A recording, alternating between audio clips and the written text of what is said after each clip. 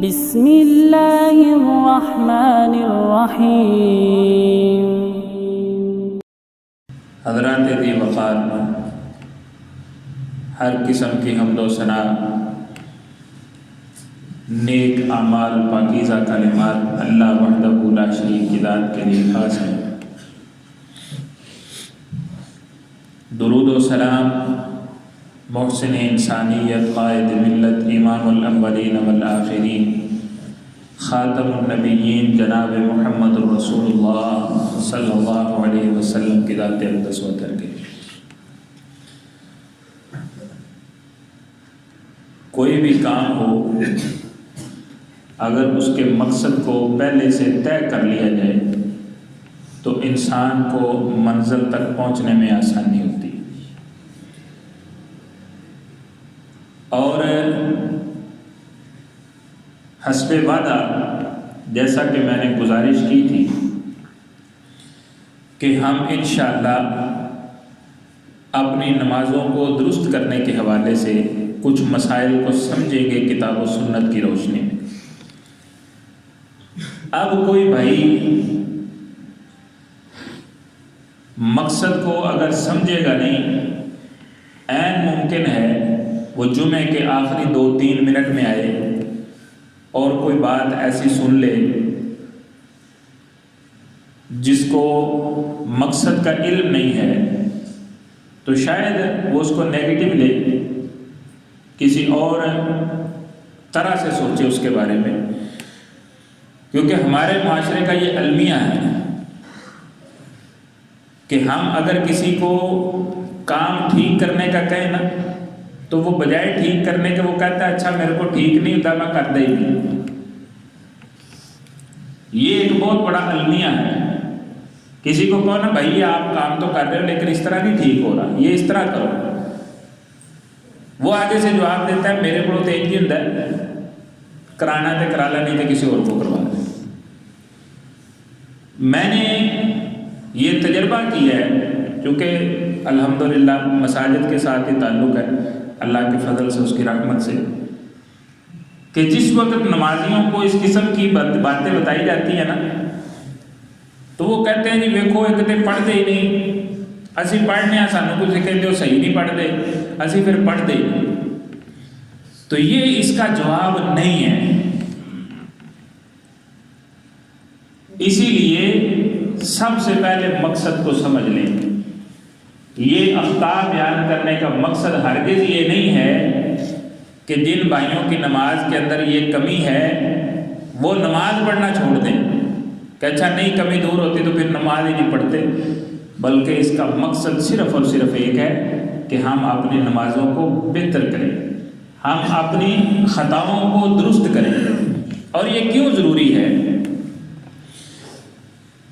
دیکھیں اللہ رب العالمین نے جو چیزیں وحی کے ذریعے ہمیں بتائی ہیں نا وہ ہے اصل علم، جو وحی کے ذریعے بتایا گیا ہے وہ کتاب و سنت کی شکل میں ہمارے اندر موجود ہے۔ تو جس رب کے لیے نماز پڑھ رہے ہیں نا وہ جس طرح کہے گا نا اسی طرح پڑھیں گے۔ آپ اپنا ملازم رکھتے ہیں تو آپ جس طرح کا کام اس سے لینا چاہ رہے ہیں وہ اسی طرح کرے گا تو آپ خوش ہوں گے، وگرنہ آپ ناخوش ہوں گے۔ رنگ دار ڈبے ہی ہیں، اگر آپ اس کو کہیں کہ لال ادھر کر دو کالے ادھر کر دو تو وہ کچھ لال کالے مکس ادھر رکھ دے مکس ادھر رکھ دے، ڈبے تو اس نے جوڑ دیے سارے، لیکن کیا آپ کے نظریے سے اس نے وہ کام صحیح کیا؟ نہیں صحیح کیا۔ کیوں؟ آپ نے اسے کہا تھا کہ ایک رنگ کے ڈبے ادھر اور دوسرے کے ادھر کر دو، اور اگر اس نے ایسا نہیں کیا تو پھر آپ کو کیا کرنا پڑے گا؟ دوبارہ وہ کام کروانا پڑے گا۔ آپ اس کام کو دوبارہ کروائیں گے، کیوں؟ دماغ نہیں خراب، اس وجہ سے کروائیں گے کہ وہ کام ویسے ہوا نہیں کس طرح کرنا تھا۔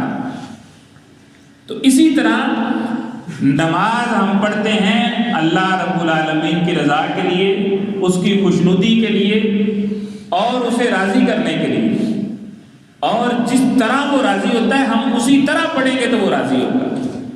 تو اس لیے مقصد صرف ایک ہے کہ نستا کو بیان کرنے کا اور یہ کوئی میرا ذاتی رائے، تجزیہ یا تجربہ نہیں ہے، کتاب و سنت کی دلیل سے شریعت نے نماز کے اندر جسے بڑی غلطی کہا ہے، ہم ان غلطیوں سے آغاز کرتے ہیں۔ کیوں؟ اگر وہ غلطیوں کی اصلاح نہیں ہوگی تو پھر نماز پڑھنے کے وہ فوائد جو دنیا میں ہمیں ملتے ہیں وہ بھی نہیں ملیں گے، اور جو آخرت میں ملنے ہیں وہ بھی نہیں ملیں گے۔ اور آپ اس کی اہمیت کا تھوڑا سا اندازہ لگا لیں کہ رسول اکرم صلی اللہ علیہ وسلم نے فرمایا کہ قیامت کو جس وقت لوگوں سے فرائض کے متعلق سوال کیا جائے گا، سب سے پہلا حساب نماز کا ہے، نماز کے متعلق سب سے پہلے معاملات دیکھے جائیں گے۔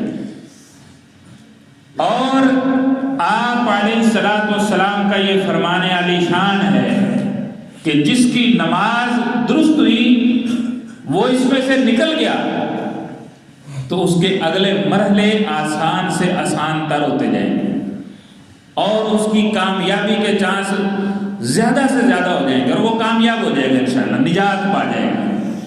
اور اگر کوئی شخص اس فریضے کے اندر، پہلے فریضے کے اندر رہ گیا نا، تو رسول اللہ صلی اللہ علیہ وسلم نے فرمایا باقی حساب کتاب اس کے لیے بہت زیادہ مشکل ہو جائے گا۔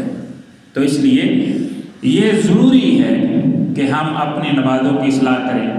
کسی کی نماز پہ تنقید کرنا مقصد نہیں ہے، صرف اور صرف مقصد یہ ہے، یہ مقصد آپ نے ذہن میں رکھنا ہے۔ پھر آپ انشاءاللہ جب احادیث سنیں گے نا تو پھر آپ کا ذہن یہ اپیل کرے گا کہ مجھے اپنی اصلاح کرنی ہے، میں جہاں جہاں پہ غلطی کر رہا ہوں مجھے اپنی اصلاح کرنی ہے۔ اور میں کسی کا نام بھی نہیں لے رہا، ہر شخص اپنی نماز کو ان احادیث کی روشنی میں، ان آیات کی روشنی میں خود دیکھے، اور جہاں پہ اس کو لگے کہ مجھ سے غلطی ہو رہی ہے وہ اس کی فوری طور پہ اصلاح کر لے۔